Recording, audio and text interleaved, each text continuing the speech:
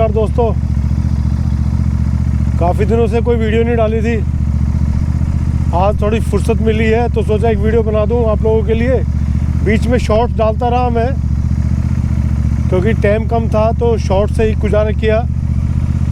आज मैं आपको फुल लेंथ वीडियो दिखाता हूं। ये वही UER है जो बन रहा है, काफ़ी टाइम लगना है इसमें। अभी काफ़ी कुछ काम हो चुका है, काफ़ी कुछ बाकी है। 5-6 मिनट लग जाएंगे इसके अंदर, जहाँ तक मेरा आइडिया है। अब जब तक मैं सड़क पे ना निकल लूँ, ये वीडियो मैं अपने घर पे ही बैठ के बना सकता था, लेकिन भाई मेरे चैनल का नाम है आदमी सड़क का, और हम देखिए सड़क पे बैठे हैं। ठीक है, अब जब तक सड़क पे ना आ जाए ना, तब तक बातचीत हो नहीं पाती है मेरे से। पता नहीं क्या कहानी है। बहरहाल वो सामने है वो रसूलपुर गांव, सामने है वो घेवरा गांव। वहाँ पे वो जो मेट्रो स्टेशन आपको दिखाई दे रहा है वो है Mundka industrial area metro station. चलिए अपने मुद्दे पे आते हैं, असली टॉपिक पे। आज ये वीडियो मैं बनाता हूँ दिल्ली के इलेक्शंस पे। आपको पता है दिल्ली में इलेक्शन हुए हैं अभी। आज है 7 तारीख, कल रिजल्ट आने हैं। तो इन इलेक्शन में हुआ क्या असल में, पूरी मीडिया, इंटरनेशनल मीडिया भी और अपनी दिल्ली की मीडिया तो है ही, क्योंकि अपना दिल्ली जो है कैपिटल हो गया, और सारी मीडिया यहाँ नोएडा में बैठती है। उन्होंने अपना पूरा सर्वे करवाया, सारा टाइम उन्होंने काफ़ी टाइम जो है दिल्ली को दिया था, दिल्ली के इलेक्शन के लिए।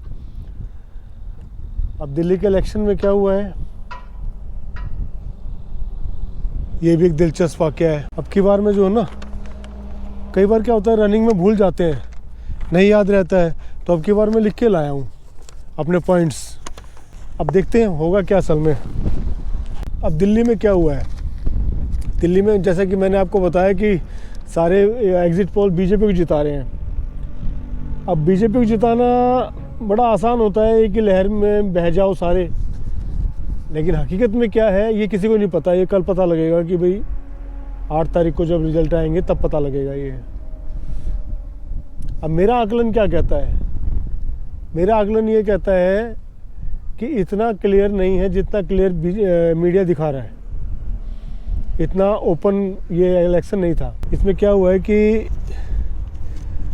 सबसे पहला फैक्टर, 1 तारीख से पहले जब से बजट नहीं आया था ना, तब तक का मैं आपको बताता हूँ। उससे पहले केजरीवाल एज पे था।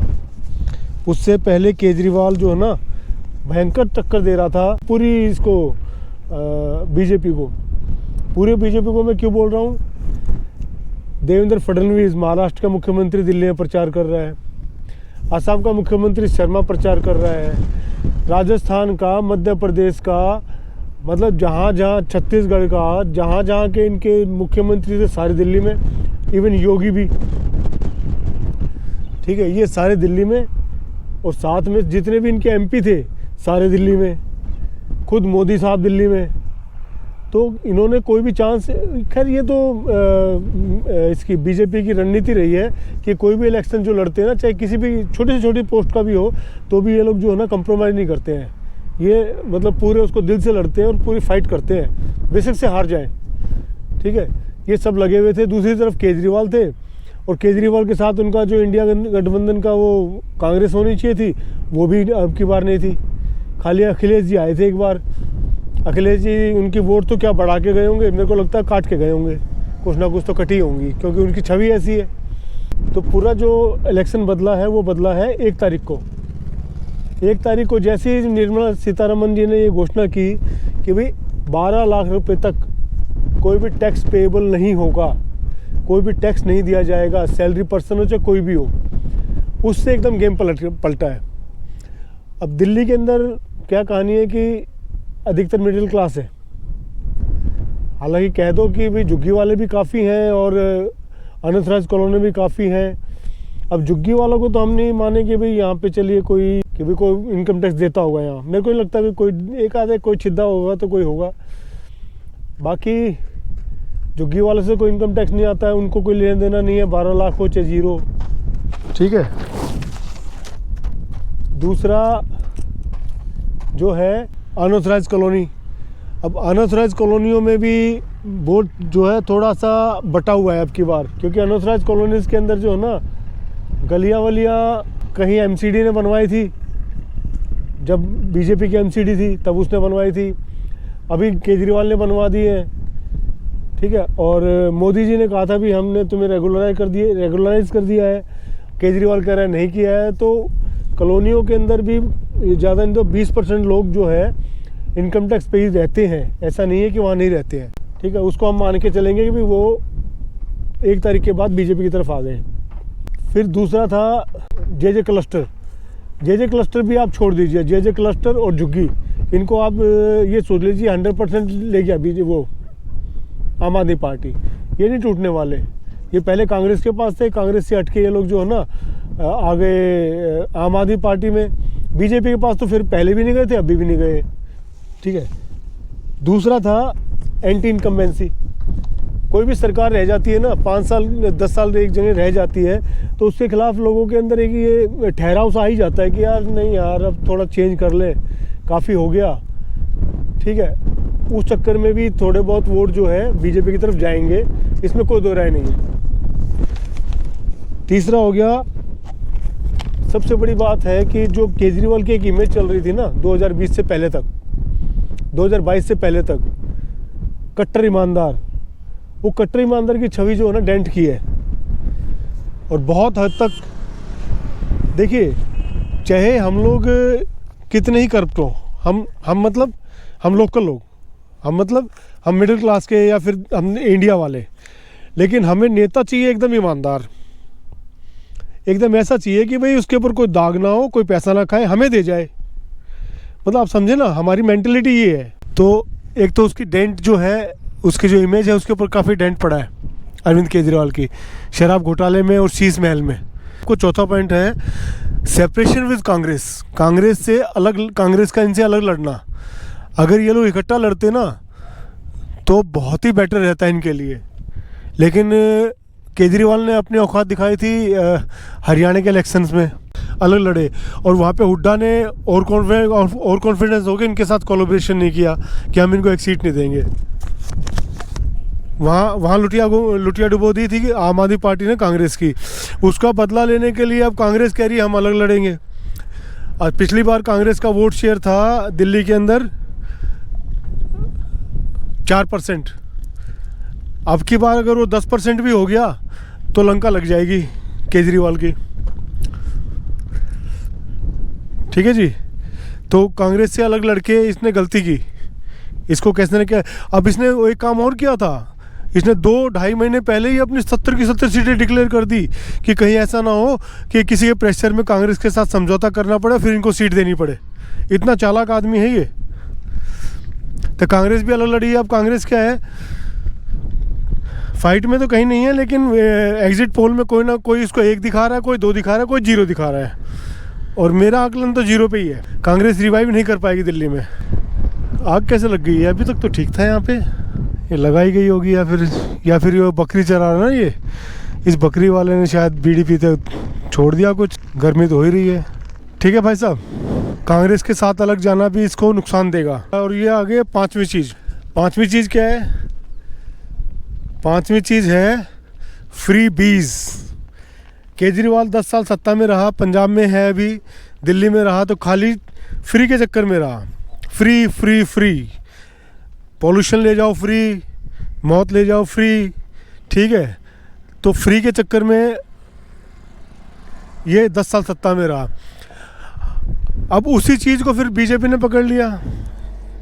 भाई अब क्या करें, मजबूरी है।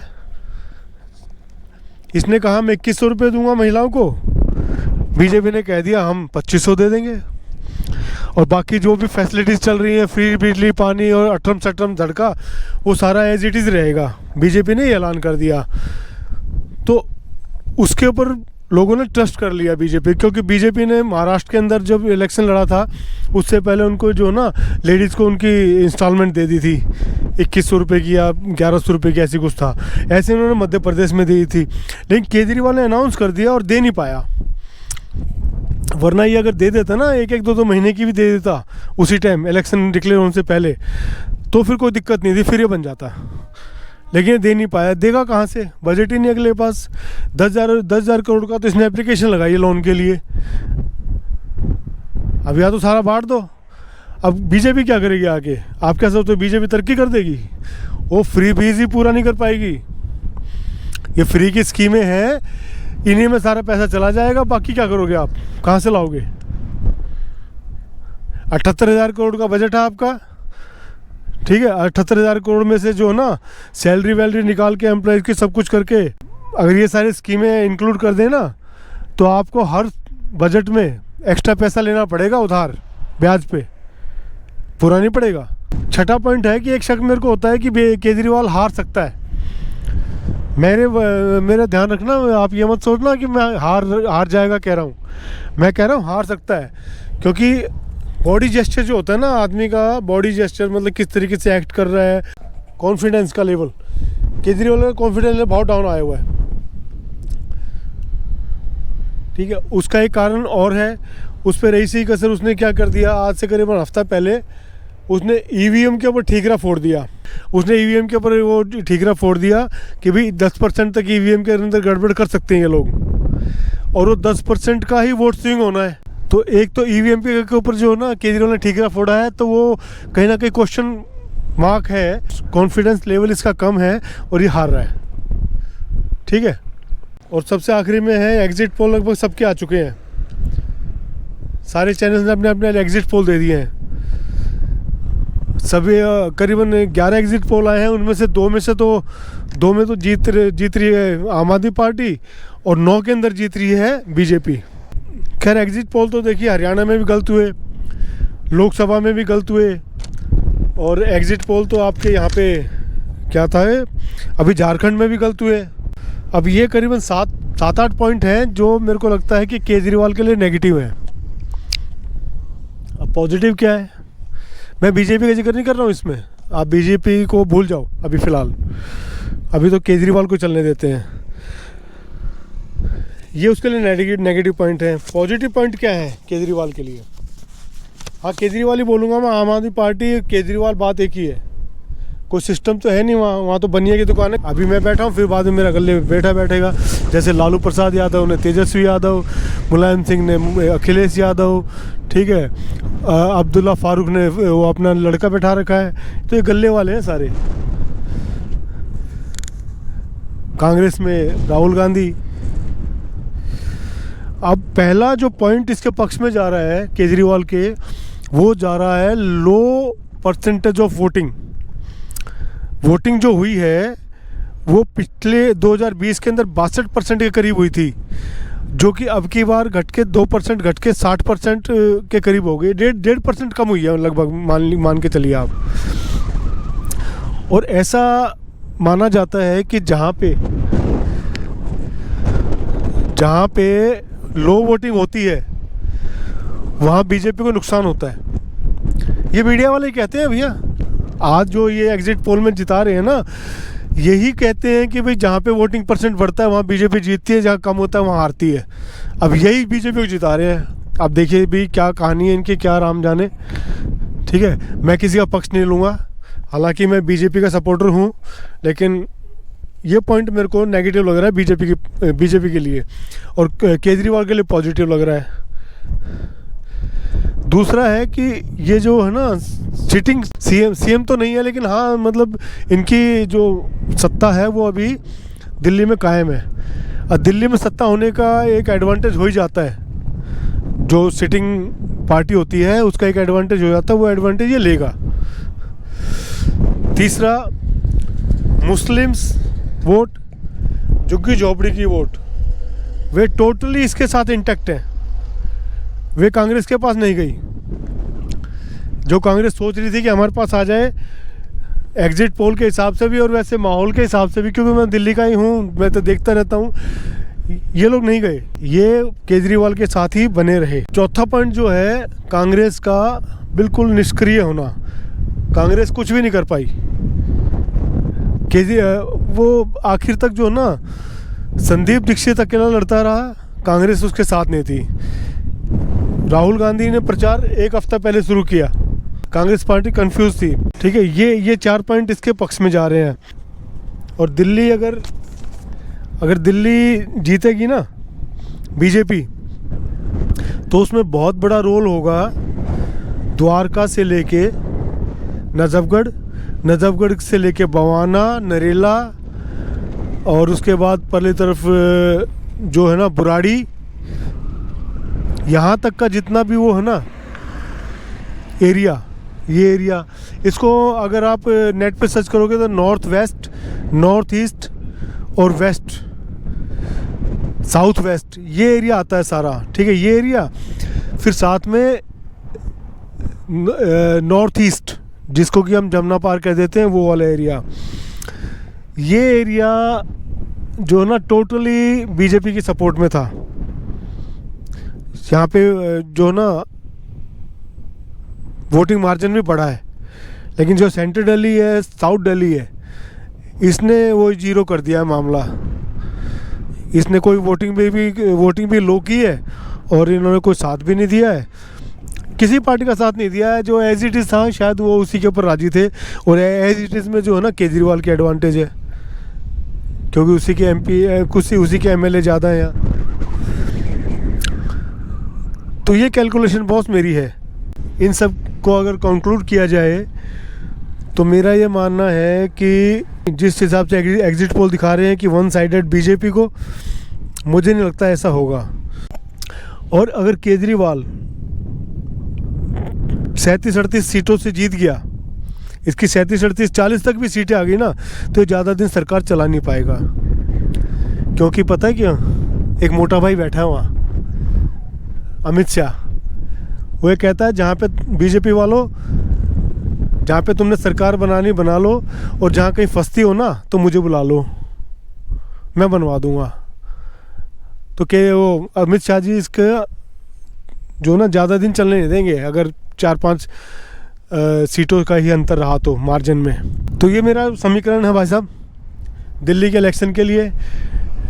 और दिल्ली में अगर केजरीवाल हार गया तो भैया ये ख़त्म, डेड, फिनिश, ये चल नहीं पाएगा। फिर इसके पंजाब से भी गवर्नमेंट जाएगी, और दिल्ली से तो जानी है। अब की बार जो है, जिस मिडिल क्लास को हमेशा हल्का समझते थे ये नेता लोग, अब की बार वो मिडिल क्लास ही गेम करने वाला है, देख लेना। ज़रूरी नहीं कि हर बार जो है ना आपको झुग्गी झोपड़ी वाले और यही जिताएंगे। अब की बार मिडिल क्लास अपना गेम करेगा, और किसके पक्ष में करेगा, और वो जीतेगा। चलिए, ये थे समाचार आज तक। चलिए दोस्त, मिलते हैं किसी अगली वीडियो में। Let's hope the best have to win.